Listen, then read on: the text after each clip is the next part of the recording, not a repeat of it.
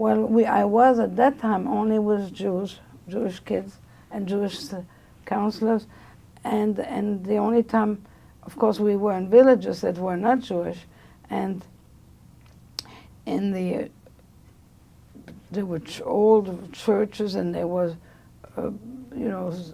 grocers and all. They were all not Jewish, and they were. I wasn't shopping there, but there was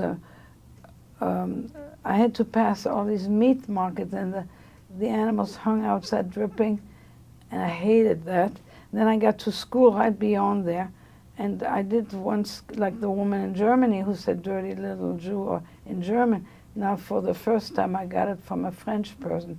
She said the same thing, and she was mean, she was prejudiced, and I felt very unhappy in her class.